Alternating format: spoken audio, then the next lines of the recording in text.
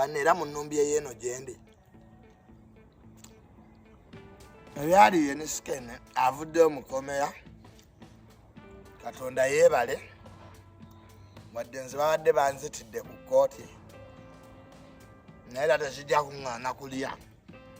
Nze nali seetaaga buyambi bwa palasona akamu Alien Skin yannyonnyodde akatambi weekali mu maaso awo babiri bafiiriddewo Mitawaana Myereere bafiiridde Mbulumi nabyo ogenda kuba ng'obifuna mu maaso awo Bindeeba wa RP Mitawaana Myereere oluvannyuma lw'okumugoba mu Amerika ng'amabanja gamususseeko akatambi nako ogenda kuba ng'okafuna mu maaso awo mugamba mutya mwasibye mutya bantu bange Katalini Kusaasira naye mukazi wa taate abigendeddemu Tamale Mirundi Junior kati akyalujja abaana ba Fangoni nga enkola yaffe mbasaba video eno mugimpeere like era n'ensaba gwe wenna atanaba kusubscribinga wano ku Isubi ya News Extra nti mukwano subscribinga era onyigane mu notification bell emesubwanga byonna biyemba nteekayo wano ku Isubi ya News Extra nenyongera okusabira mu mwenna abalwadde abakosefu tuyisaba ekisa kya Mukama ate kibatuukeko ba mikwano Sheikh Ashraf omusomi w'edduwa ono nno ng'akola ku nsonga z'amaka oyagala kufuna butuuze bweru bizinesi zo nga tezitambula bulungi oba oyagala kugoba kupya okugenda bweru mukwano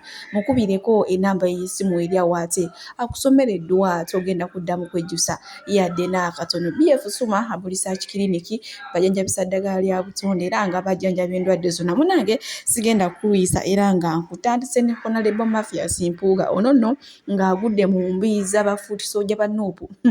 erinnya Mathias bali muggyeko kati ate bamuwaddirya Umaru bannange akatambi nkayina mu maaso wano ng'ate bannyonnyola lwaki bamuwadde erinnya lya Umaru kubanga mbwira Mathias terimusaana yadde n'akatono bannange bano bo obusungu bungi nnyo nnyindira kugamba nga batandise olutalo si bangu bakuzikiza yadde n'akatono oyo lwaki mbyogera akatambi nkayina mu maaso wano sooka weerabireko ate tusobole okweyongerayo okuva na leero omukulu Mathias Mpuuga erya Mathias tulimuggyako tugenda mutuuma Umaru Mpuuga yegwe Umaru Mpuuga linnya Umaru balyonoona ddanze kandi bawe gwe likufiitinga seeka Umaru Mpuuga waliwo Umaru yasiiga abantu siriimu waliwo Umaru eyabba embizi ya Maama Abaasi katulabe leero oba omukatuliki naye ali enguzi katulabe kubanga obujulizi tubuyina Mpuuga alina abakazi abasukka mu bameka ate mu bukatuliki tekikkirizibwa kati abadde yeeyita omukatuliki tuyina obujulizi obujjudde nga Mpuuga awasa abakazi abasukka mu babiri osegedde abasukka mu omu ate obukatuliki tebukikkiriza ate abadde abwerimbikamu nnyo katusooke tulabe ku luno omukulu Umaru Mpuuga katulabe erya Umaru ndikuwadde mu bitiibwa kuba likusaana naye kuba omunaku teca bamuwaabidde omusango ogenda kuguwulira omusango abadde yeekwasanga obukatuliki agenda kuguwulira omusango omanyi omukatuliki bwakugamba emirembe n'emirembe amiina ng'olwomanya kaweddemu nkubuulira Mpuuga tewaliwo kigenda kukutaasa kuba obujulizi tubuyina mu bungi obadde nga weerimbika mu bukatuliki ne mu Buganda tujja kunoonya erinnya tujja kunoonya Obuganda bwe gye bwatandikira namwo tujja naye katusooke tukole ki tukutikkule buno obukatuliki obuveemu lumu tukuwe erinnya nakuwadde dda erinnya yeggwe Umaru Mpuuga awatali wadde okola ki okukemettererwa emmeeme awatali wadde okwetema amaganzi awatali wadde okubugumya ku mimwa Mpuuga bannaye atuwoomera buli sizoni Banange bafuuti sooja ba Nuupu bo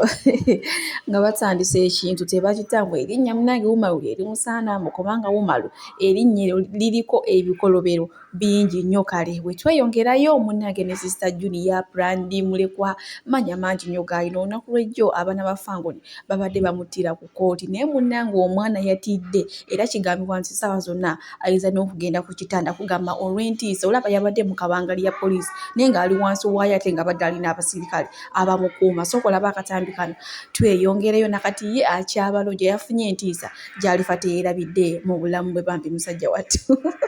so kolayo kana akatambi ati sobole okweyongerayo n'agaaleero kiyaguddeko bamera mu nnumbi eyeeno gyendi ebyali yenisikene avuddeyo mukomera Katonda yeebale wadde nze babadde banzitidde ku kkooti naye era tekijja kuŋŋaana kulya baje banzitidde ku kkooti bafangon soldiers tijuniya nnina enkwe bunze kasuku mwenkoze twolesezza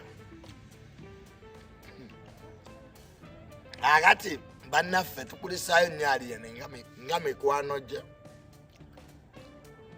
akulikireyo ddala nange ayijja kuŋŋaana kulya naye nti bajja kunkuba munankuba era nzikuse bani nga nammwe bwe mulaba ndi mu biseera byange bya ddembe nebaza nnyo RCC wa Kampala Shafik Nsubuga anfunidde kabangali n'amagye okunzija ku kkooti abaana bakambwe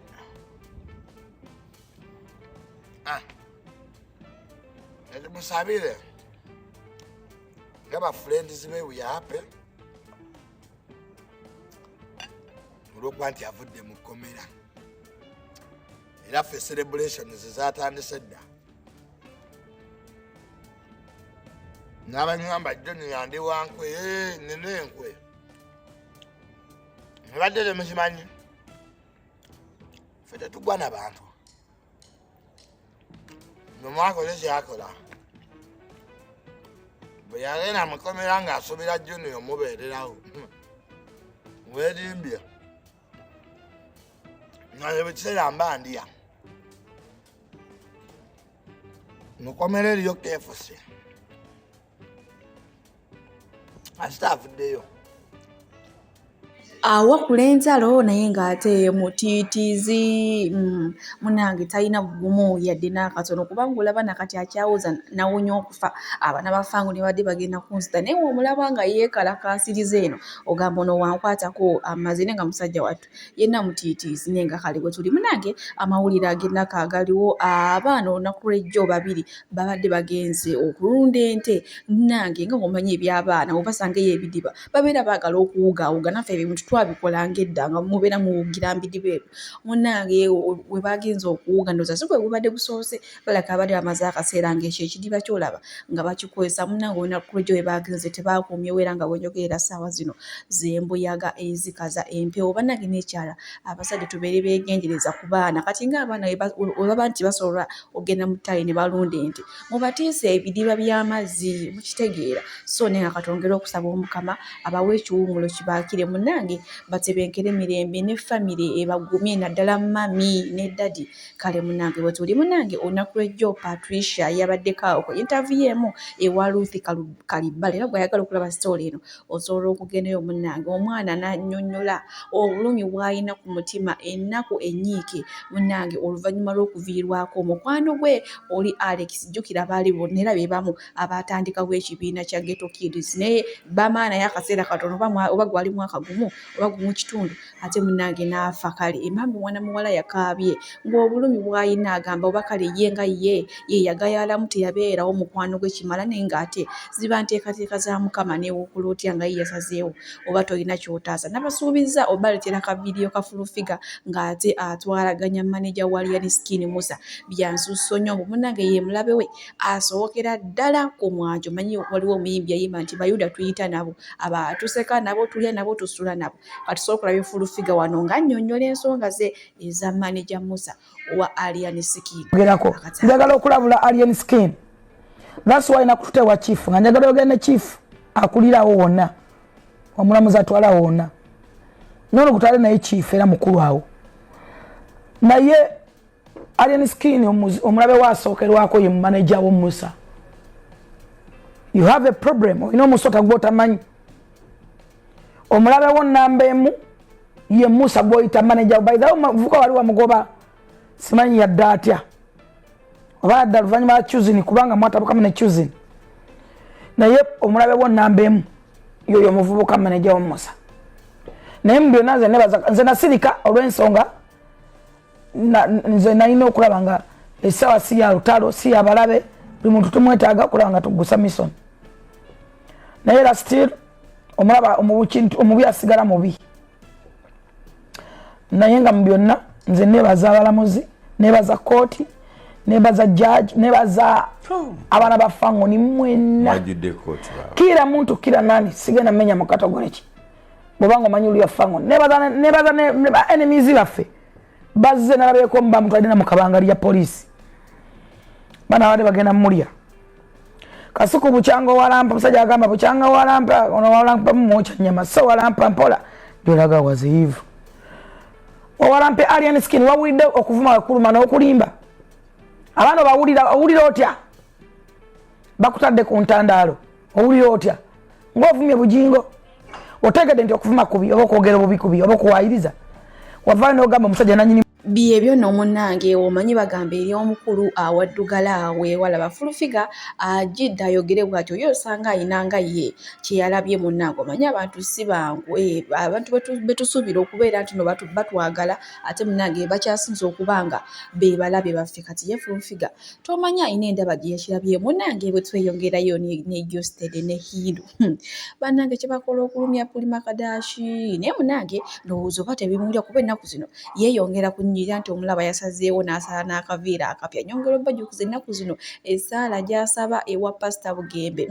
si ya muzannyo kati ali serious oba asaba kufuna musajja oba asaba kuddamu munanga oba asaba kuddamu kutandika bizinesi nze naawe naye nga bo bannange bano omukwano gubayisa mukamu ndowooza obukazi obutono bwe bulimu ekyama munnaye kuba Josted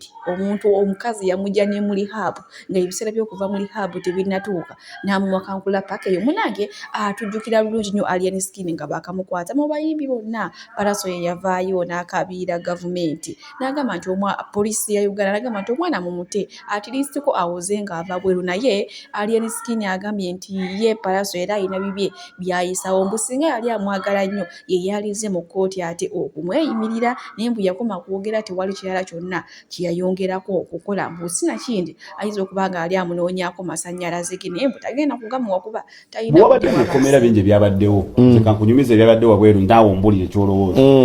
omuyimbi muno omu yavaayo n'agamba wakati ng'ani ng'aye ali ku level ki waliwo bajja okwagala otulinnyirako omuyimbi ayagala okunninnyirako tomumbuuza oyawula otayagala okulinnyirako anti kuba saakomentinga ku muyimbi yenna nze otuuka wano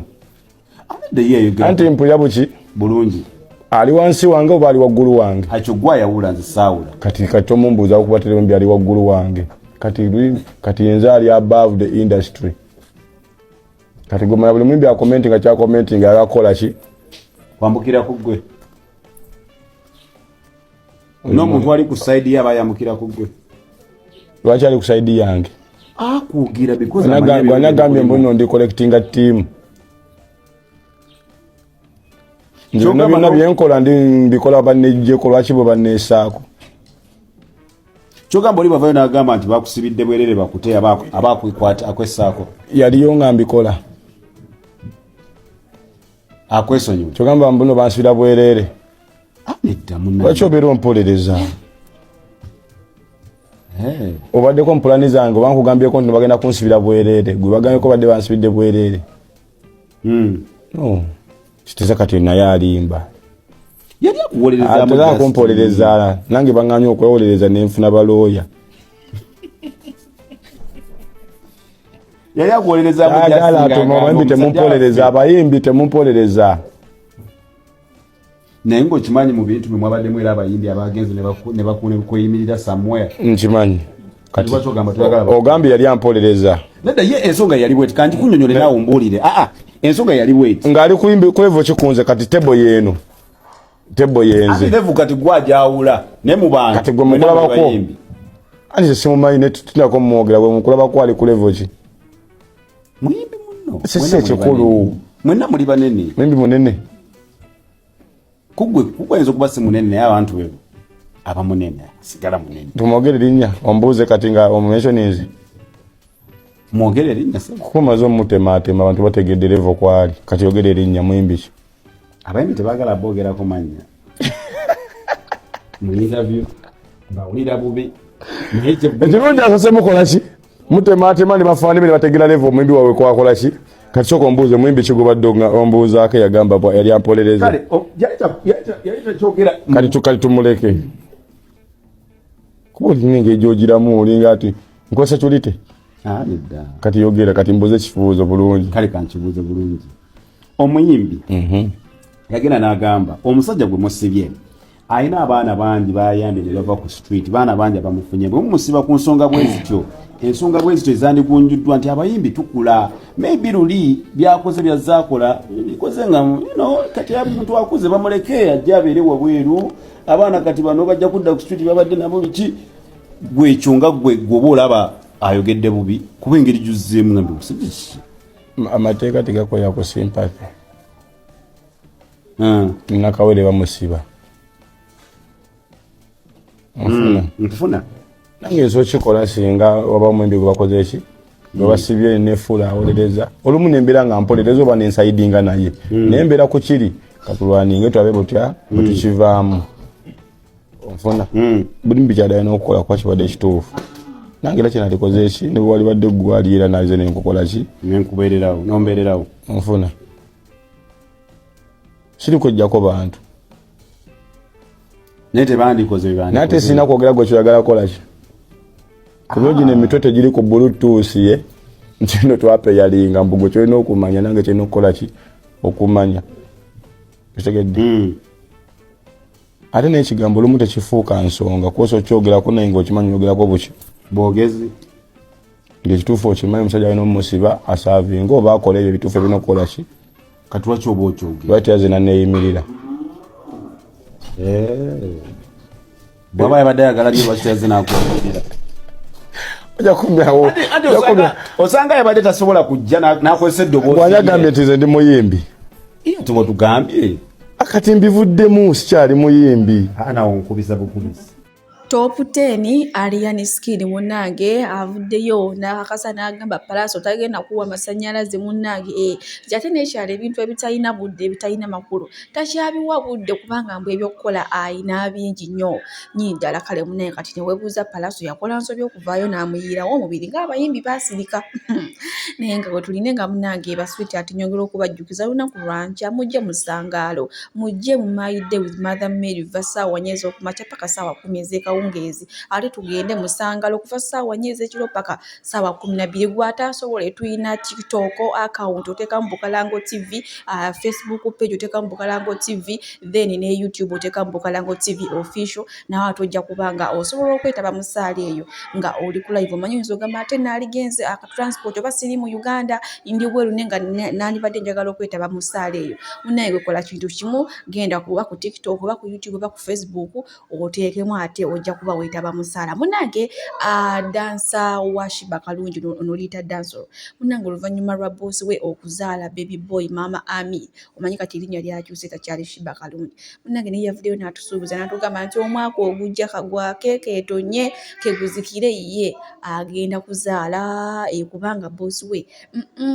gukwegamba gwe yali yalindamu nga tayagala musooka n'okuva kwe yakikoze naye agenda abalungi abatuwuliriza era abatulaba olunaku olwaleero tukyaddeko ewa Sheikh Ashraf Dembe sebo nsanyusa okubalaba amannya agange yeze Sheikh Ashraf Dembe akola ku bizibu by'enjawulo omuntu singa aba alina ebirwadde musomereddwa tumuwa amazzi ga lukuya nga bw'obadde ogalaba tugenda abantu ku kyoto ne twokya emizimu emibi egibabaamu n'okulomba edduwa abantu singa abeera ng'ali wano atuuse nsobola okumulombera edduwa ne waba atatuuse nga mpadde amannya ge naye ng'ali wala naneetaase ennamba yange yeeno eri 070736 nammwe bannyinaffe abali ebweru oyagala okuba nti oyagala okulombera ku dduwa ng'olina ebizibu viza zibuze amaka gakolongotana sente zikola zimpita mu ngalo ojja kumpeereza ekifaananyi kyo n'amannya go ebyo byokka bijja kummala nja kukulombera edduwa ojja kutereera olunaku olusembayo mu mwezi mba n'edduwa ey'awamu ffenna n'abalwadde bange abakadde n'abapya. Assalamu alaikum warahmatullahi wabarakatuh.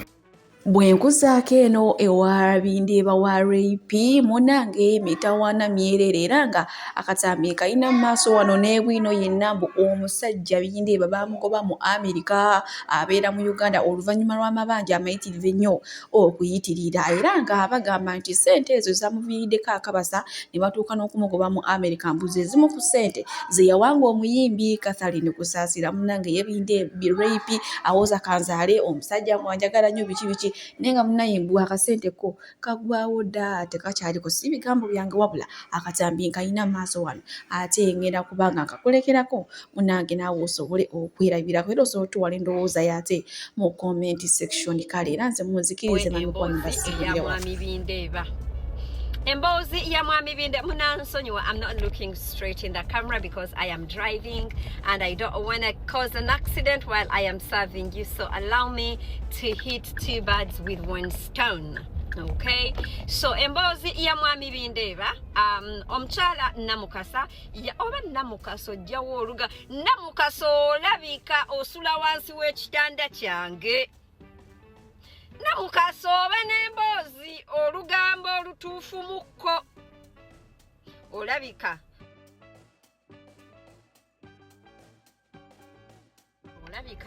olina akubbirako ebibuuzo naye nga Mwami Bindeeba Namukasa yajja n'anyumyako ku mboozi ya Mwami Bindeeba naye alina paati we yasikiipinga oba kale watannyonnyola bulungi naye nga nzize nkabannyonnyolemu. Mwami Bindeeba ali ne mukyala we Precious Remy beeyagala bagenda nakuzaala omwana omulala. Ekyo nakibagamba mbuno Precious Remy alina olubuto gwalowooza mbuno nimbagenda omukebera ennyindo right now olabe concealer ne concealer primer tekyakakola we kati eri wet ate nga it's not bad, you know. I know omwami we bazaale alifa tayiro azaale omwami wa mwagala azaale, why not? Olaba muzaalira olaba tuzaalira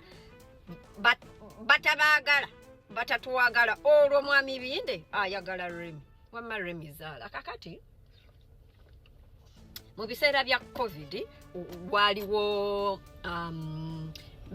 business venture eyajja mu America era abannayuganda abasinga bagiyingira naye gye byaggwera yabasala. Business venture eyo yali mu state nga bagiyita Arizona era we njogerako Arizona ab'omu America bonna bo bamanyi kyenjogerako. Government yakola incentives nga egamba omuntu yenna ayina asobola okuhousinga bano abantu ba homeless because Arizona was having a massive influx of homeless people. Kakati government nga terina we basuza ne bagamba buli muntu alina wasobola okusuza ba homeless bano nga you have a business entity esobola okwakomodate nga bana abantu tujja kukuwa an incentive government nga yekusasula directly. Kati abantu abasinga bakibuukira abasinga bafuna mu ssente naye gye byeyongera mu maaso eyo business yabasala. Era Mwami Binde is one of the people jumping on that business venture. Nga bw'omanyira munnange ng'omuntu anoonya ku kaki ku kasente. Mwami Binde n'abuukira that business venture and he invested in housing abantu abo n'afuna loan okubeera nga asobola opening up a shelter oba ekiyumba kyasobola okuhousingamu ba homeless asobola okubeera nga afuna sente direct from the government. Government sente abantu aba business yazibawanga olw'obukozi bwa nti balabirira bano, not kubalabirira but like they are giving nga babawa awokusula nga babawa emmere kwegamba nga babalabirira not kubalabirira physically but in terms of material. Kati nga government instead sente ezo mu kifo ky'okuziwa bano ba homeless nga take direct onto the accounts of these people. Oba ntegerekese nga wonobeera n'abantu bangi nnyo nnyo n'osasula wooteri ebawenga aw'okusula n'emmere. Oba muntegedde era nga wewabeerawo omulwadde era nga gavumenti era n'omutwala mu ddwaliro era nga gavumenti ekusasula. Kati Mwami Binde yafuna looni akole that venture nga sente nyingi era gavumenti yamusasula naye nga sente yali ewooma. Mu kifo ky'okuzaayo looni Mwami Binde sente yazinkyakalamu n'agulirako Precious Remy ebimuli ebya yero etc. Arizona neyiika abantu abasinga bakola loosi mu venture ya Arizona. Abasinga amayumba bajjayo amayumba ne gabalema okusasula etc. And Mwami Binde is one of those people. Business teyatambula bulungi era nga amabanja nga mangi galina okusasula agalooni eri gye yajjayo. Bannange Bulaaya ekumalako emirembe nga walidde looni ekukubira amasimu buli lunaku bakubira Mwami Binde amasimu. Mama Mwami Binde okukakkana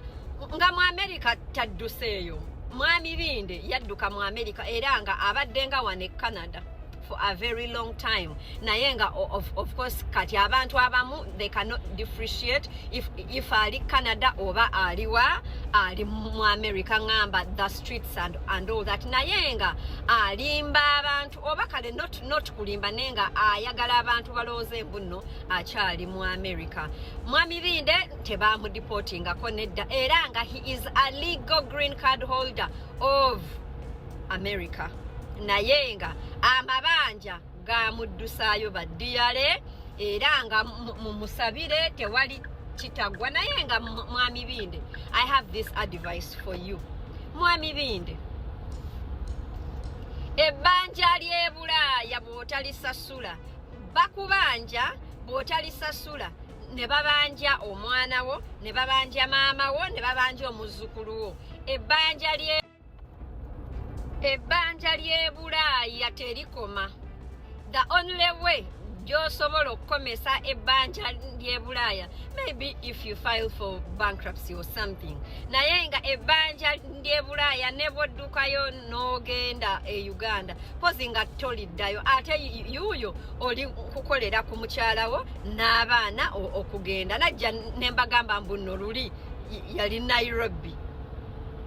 nga bali kweyo eyo interview eya family reunion. Kakati ogenda batwala ate nga wadduseeyo ebbanja ddiyale todduka. Bannange temundaba nga magamaga ne mulooza mbuno nzibye enkoko ndi kuvuga. Naye nga Mwami Binde byebyo lwerwo olugambo olwa Mwami Binde era nga buno obubaka bugende wa Precious Remy ogira okoma kwoyo omwana genda kubeera awo osindika abaana nga bbaawo tokimanyi mbuno alina amabanja. Mugenda gamba kati gwe bikwatirako wabinkwatako nga lwaki tebinkwatako. Nze musawo Namaganda Sylvia era nga ndi musawo omutendeke ate era nga nkola